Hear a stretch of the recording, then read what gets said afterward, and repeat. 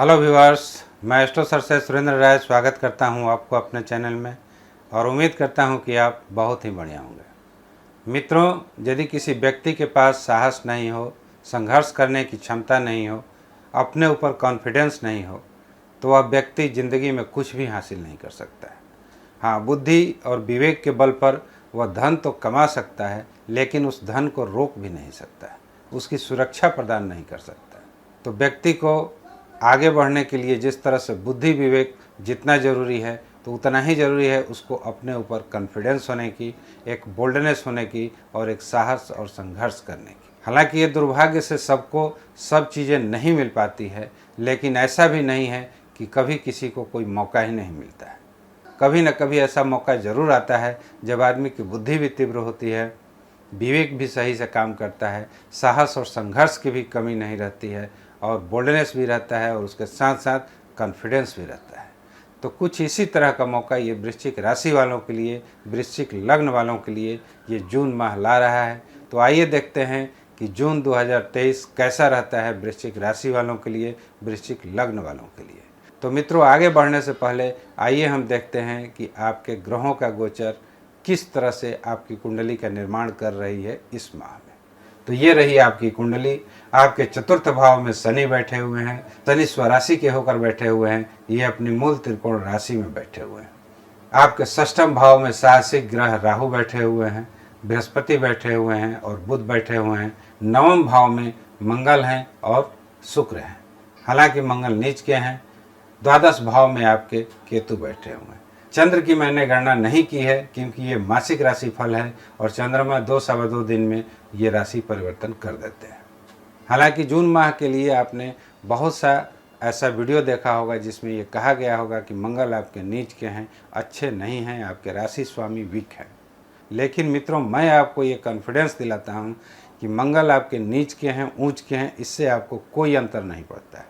क्योंकि सबसे पहले तो ये आप जान लीजिए कि मंगल भले ही आपके राशि स्वामी हैं, लेकिन ये आपके लिए तटस्थ ग्रह है। आपके कारक ग्रह बृहस्पति हो जाते हैं, चंद्र हो जाते हैं, सूर्य हो जाते हैं। उसी तरह से आकारक ग्रह की श्रेणी में आपके शनि, राहु, केतु, ये सारे ग्रह आ जाते हैं। तो मंगल आपके स्वामी जरूर हैं, लेकिन आपके राशि पर आपने बहुत सा समय ऐसा देखा होगा कि ये कभी नीच के होते हैं, कभी ऊंच के होते हैं। इसके अलावा भी इसका कोई खास अंतर आपके राशि पर नहीं देखा जाता। तो मित्रों, ये मंगल नीच के हैं, लेकिन इनकी ऊंच की दृष्टि आपके तृतीय भाव पर जा रही है। तृतीय भाव संघर्ष का होता है, साहस का होता है, कॉन्फिडेंस का होता है, बोल्डनेस का होता है। तो जैसा कि मैंने अभी कहा कि बुद्धि और विवेक के साथ साथ यदि ये चीज़ भी किसी व्यक्ति के पास आ जाए तो निश्चित ही वह विजय पताका हर जगह फहरा देता है। तो यह माह कुछ ऐसा ही रहने वाला है आपके साथ।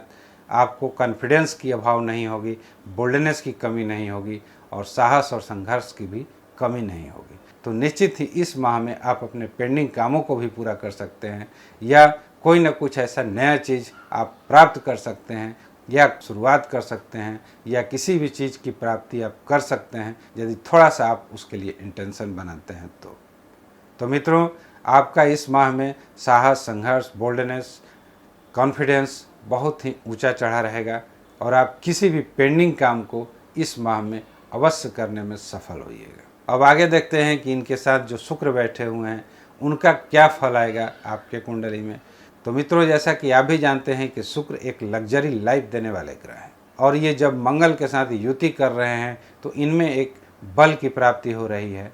तो ये जिस जिस भाव के आपके स्वामी होंगे, जहाँ जहाँ पर ये देख रहे होंगे, वहाँ पर बहुत ही अच्छा फल करेंगे और जहाँ पर ये बैठे हैं वहाँ भी अच्छा फल करेंगे। तो ये आपके सप्तम भाव के स्वामी हैं और दूसरा द्वादश भाव के स्वामी। तो इतना तो निश्चित है कि इस माह में आपको थोड़ी बहुत एक्सपेंसेस बढ़ सकती है क्योंकि ये शुक्र लग्जरी के कारक हैं और ये आपके द्वादश भाव के भी कारक हैं।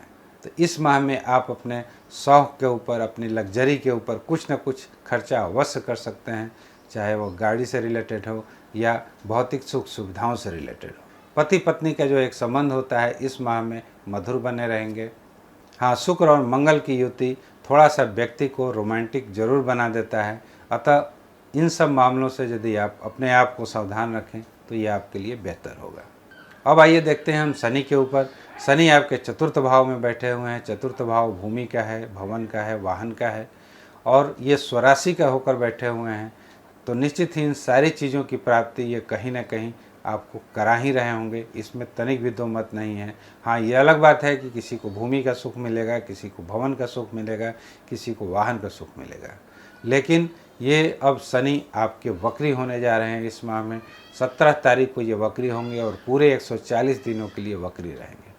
तो यदि आप प्रॉपर्टी वगैरह से काम करते हैं, रियल इस्टेट के धंधे में आप लगे हुए हैं, तो थोड़ा बहुत आपको इसमें अब विलम्ब देखने को मिलेगा। जो काम आसानी से हो जाता था उसमें कहीं ना कहीं एक रुकावट अवश्य पैदा होगी, जब तक कि ये 140 दिनों तक आपके शनि वक्री रहेंगे। ऐसा नहीं कि शनि वक्री होकर आपको फल देना बंद कर देंगे या कम कर देंगे। जो भी फल इनको देना है वो पॉजिटिव रूप से आपको देंगे ही, लेकिन उसमें कहीं ना कहीं आपको थोड़ा सा डिले अवश्य महसूस होगा। आपके षष्ठम भाव में राहु बैठे हुए हैं, बुध बैठे हुए हैं, गुरु बैठे हुए हैं। जहाँ तक राहु और गुरु का सवाल है, इसे गुरु चंडाल योग बोला जाता है। जून माह में प्रथम सप्ताह में ही राहु और गुरु बहुत ही आपस में नज़दीक आ रहे हैं। अभी तक आप बहुत दिनों से सुन रहे थे कि राहु और गुरु के चंडाल योग लग रहा था, लेकिन उसका कोई भी फल आपको देखने को नहीं मिल रहा था। लेकिन अब वो यह समय है कि थोड़ा सा राहु और गुरु निश्चित ही कहीं ना कहीं अपना इफेक्ट जरूर दिखाएंगे। हालांकि ये राहु और गुरु का युद्ध है। राहु बहुत ही अच्छे भाव में बैठे हुए हैं, आपके षष्ठम भाव में बैठे हुए हैं, तो राहु के लिए जो स्थिति है अच्छी है। गुरु हालांकि एक सात्विक ग्रह है, पॉजिटिव ग्रह है। ऐसा कहा जाता है कि राहु गुरु की शक्तियों को कम करते हैं, बुद्धि विवेक को कम करते हैं, लेकिन यहाँ पर कहीं ना कहीं आपको उल्टा परिणाम देखने को मिले। राहु षष्ठम भाव में बैठकर ये दुश्मनों पर हावी हो जाते हैं, दुश्मन को पनपने नहीं देते हैं, रोग को पनपने नहीं देते हैं, और किसी भी तरह का ऋण हो, कर्ज हो, कहीं ना कहीं ये उसको भी खत्म करने की कोशिश करते हैं।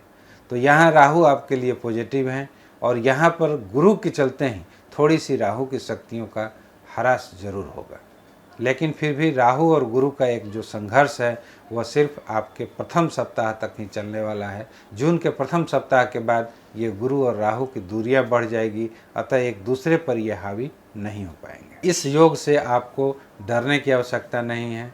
हालांकि बुध भी आपके इसी भाव में बैठे हुए हैं, थोड़ा बहुत सामंजस्य तो अवश्य बनाए रखेंगे। आपके सूर्य सप्तम भाव में बैठे हुए हैं। 15 तारीख को ये भी राशि परिवर्तन करेंगे और ये अष्टम भाव में चले जाएंगे। हालांकि बुध का और सूर्य का बहुत बड़ा प्रभाव आपके कुंडली पर नहीं देखा जाएगा।